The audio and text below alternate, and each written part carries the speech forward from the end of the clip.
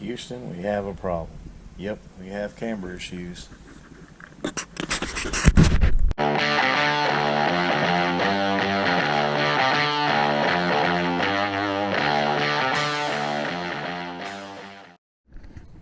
Alright guys, welcome back to Paul Black's Garage. What I want to do today is a quick video on my Sportline eibach lowering springs I put on this 2013 Dodge Challenger. And I wanted to show you guys what kind of problems you're going to have when you put these springs on your Challenger. Mine's a 2013, and I've had several people ask me about the lowering springs. They were interested in putting some on their car, and they were wondering what kind of issues they may have. Now, my car came factory. Mine's the RT Plus, and it came factory with 20-inch wheels. And I kind of kept the 20-inch wheels on here as far as the size that I ordered. The ones I had on there were the chrome 2Ps. They were ugly, and I sold those and bought these Hellcat reps, which I've done numerous videos. If you want to watch the sizes I bought, the offset, the millimeters. I kind of go over them here in a minute, a little bit about them. But I put the tire sizes. I've done. Had a person ask me about doing a video, a sound clip video on my Flowmasters with no resonators. There's plenty of those videos on my channel. You just have to search for it. It'll either be under sound clip, or you can just click my videos and scroll through and find one.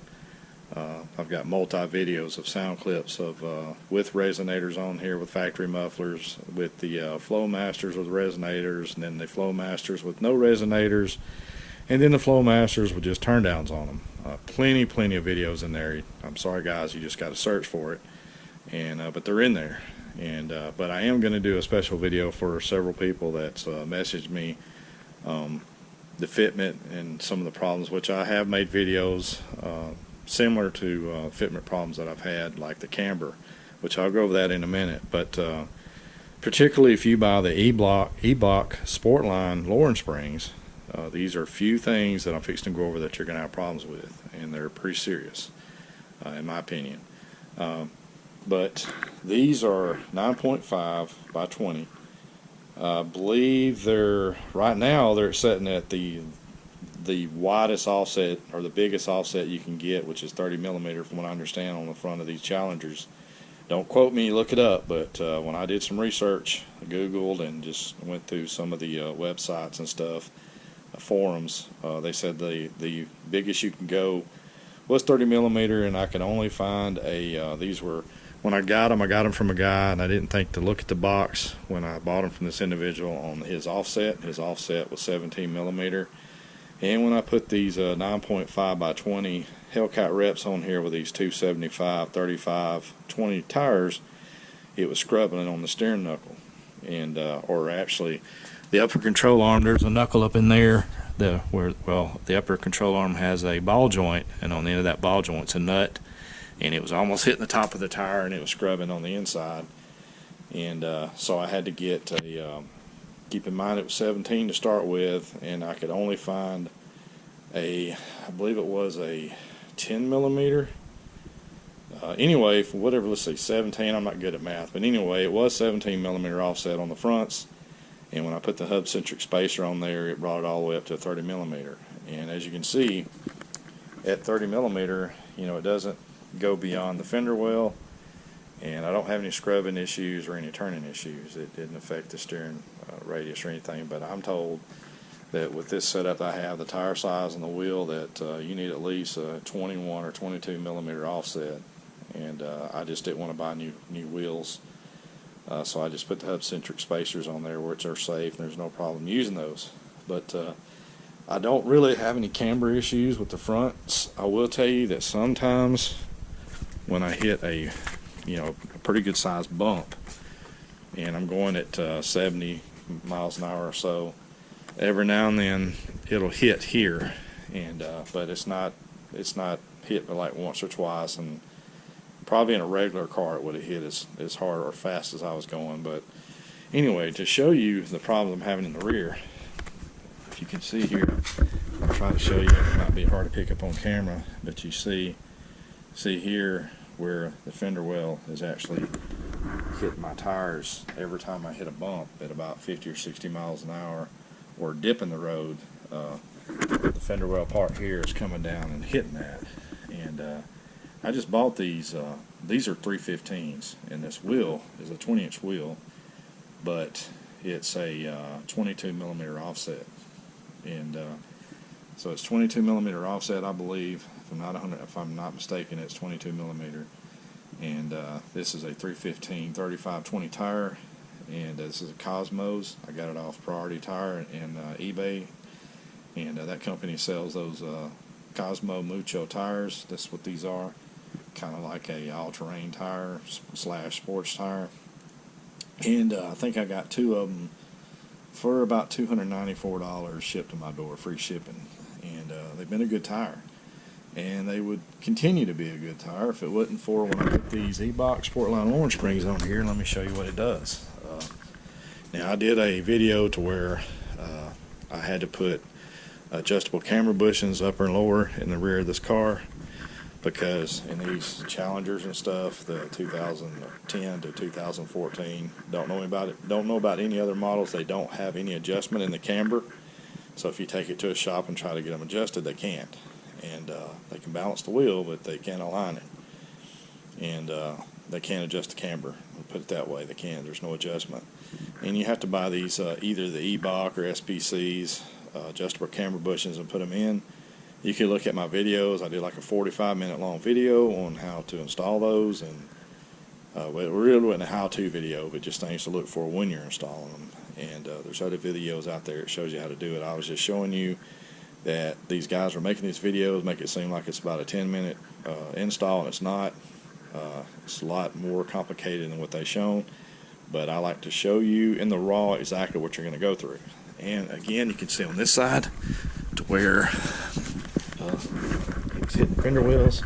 So the guy that asked me if he installed the Sportline eibach Lawrence springs, is he going to have problems?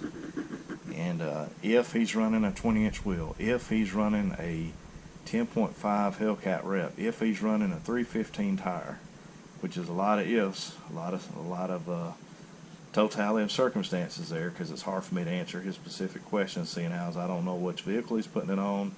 I don't know what size tires and wheels he's going to run, which is going to make a height difference. But I can tell you on my 2013 Dodge Challenger, if you're running a 10.5 wheel, 20-inch, with a 315 35/20 tire, more than likely you're going to have camber issues, and you are definitely going to hit going down the road, hitting bumps and dips if you're going 50 or 60 miles an hour.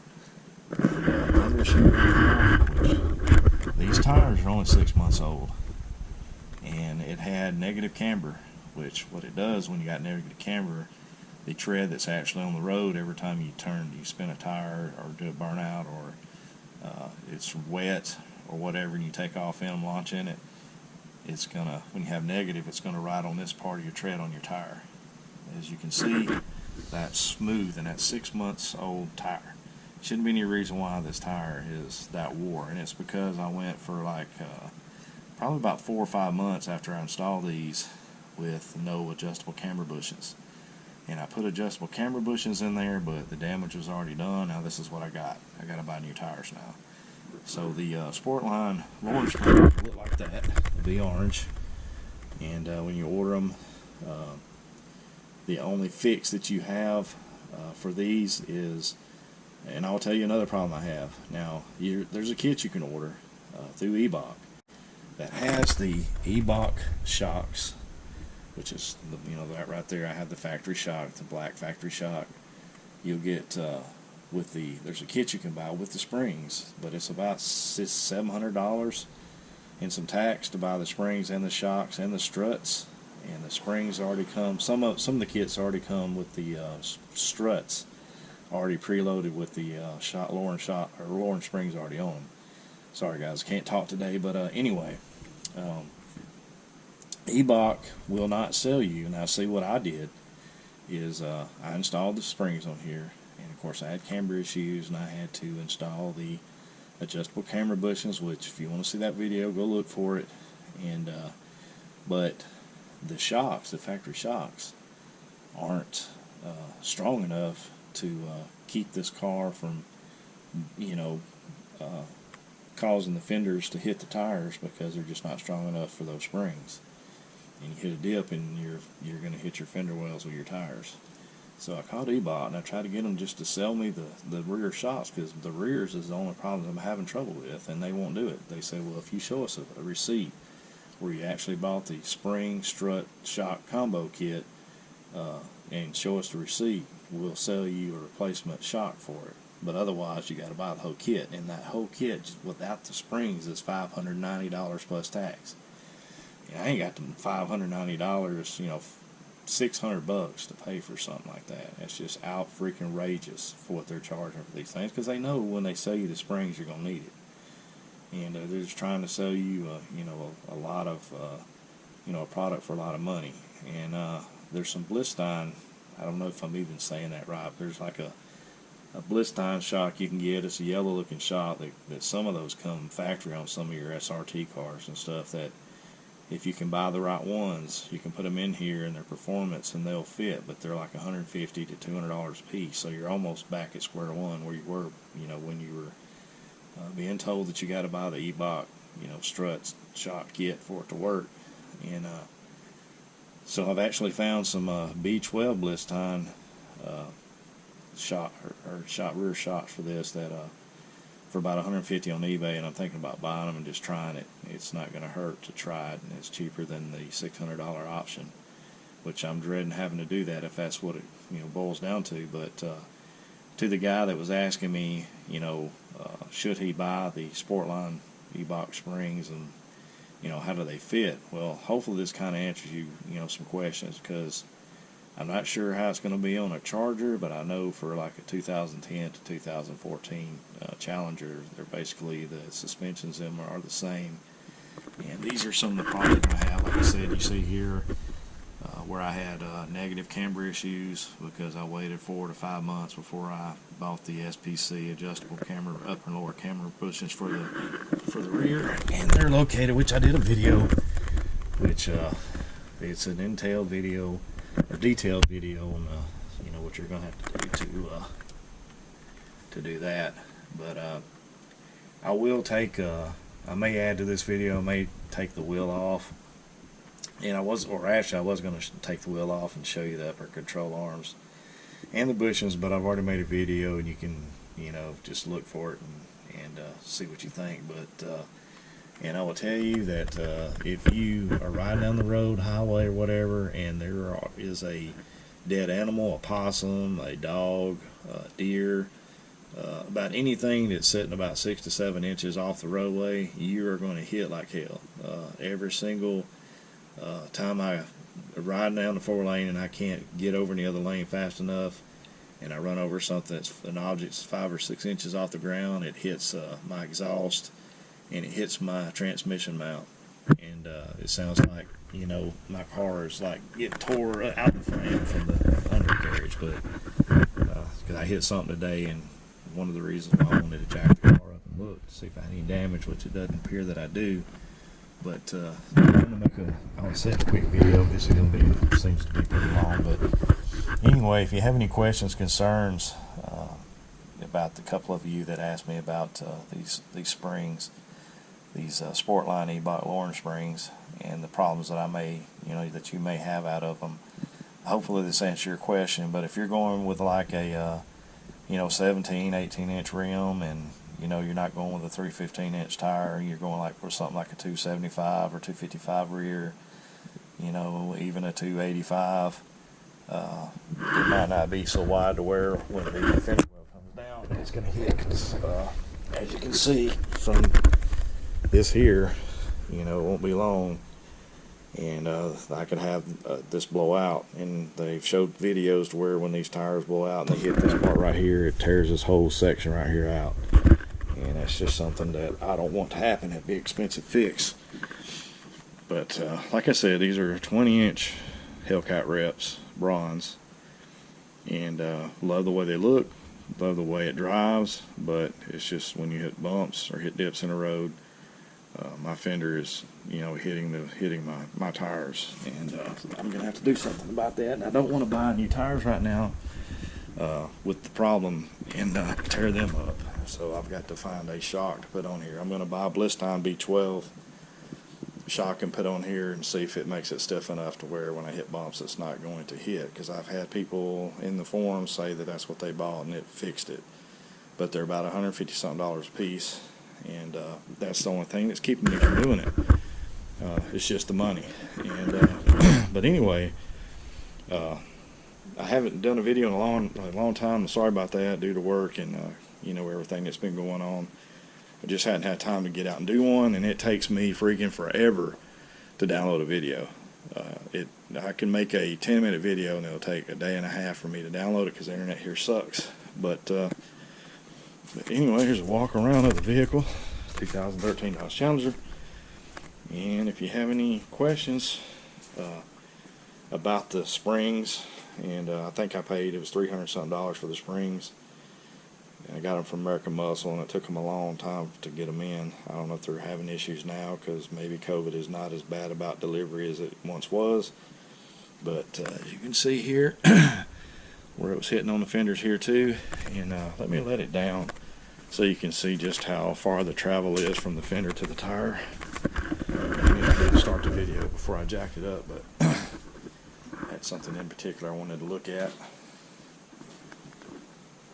But as you can see, you know, again, these are the eibach Sportline lowering springs. I mean, there's about a 2 or 3 inch gap from here to there. But I swear, when you hit a dip or a bump with these springs on these cars with these 20-inch wheels and these 315 tires, it's gonna hit. So it may be that if you're running a smaller tire and a lower profile tire, that maybe you won't hit.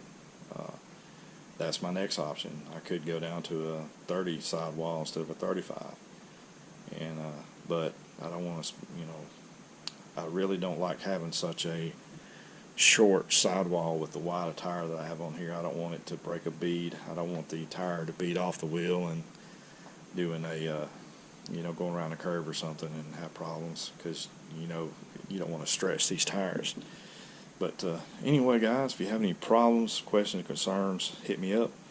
If you would, like and subscribe. And if you got any questions, just ask me and I'll try to post a video. Anyway, this does it. Paul Block's Garage. Peace out. Bye. Well, obviously we have a rapist in Lincoln Park. He's climbing up the nose, he's snatching your people up, trying to rape them. So y'all need to hide your kids, hide your wife, hide your kids, hide your wife, hide your kids, hide your wife.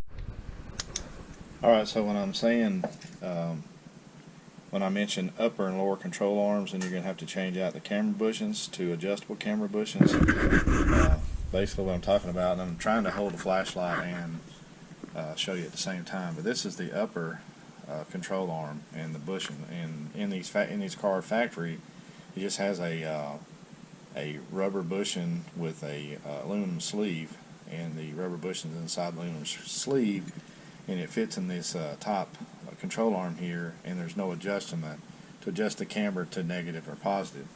And here's the lower one here, and I did a video showing you how to do that, and things to look for and things that could happen while you're doing it. So when I say upper and lower control arm, and this is the rear of the car, these are the bushings that you're going to have to change out when you get these Sportline eibach lowering springs, which they're going to be the orange or red ones.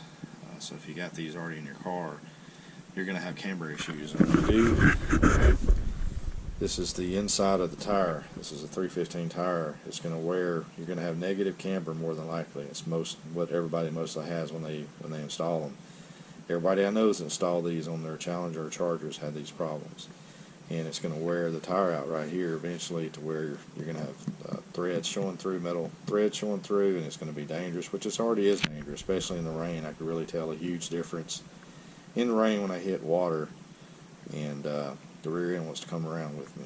So I waited too late to change these camber bushings out, and that's something that you probably want to do the day that you put the springs in, so you don't run your tires.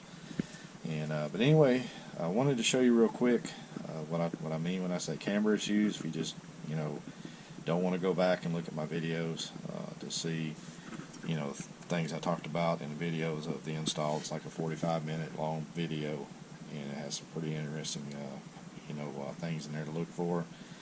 And I thought when I loosened this upper control arm back in the back here that I might not have tightened it up all the way, and that was the reason why I was having some. This thing tends to, when you go around a curve, it curves better, but it still wants to throw the rear end around a little bit.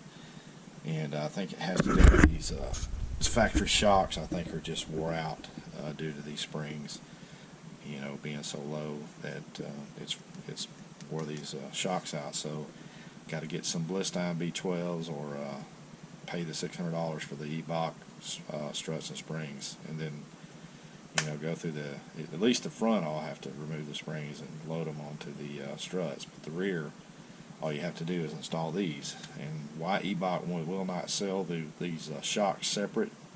Well, I know why, because they want you to buy the whole kit and spend $600 instead of just buying 2 shocks for about $200 and, you know, not need the front struts.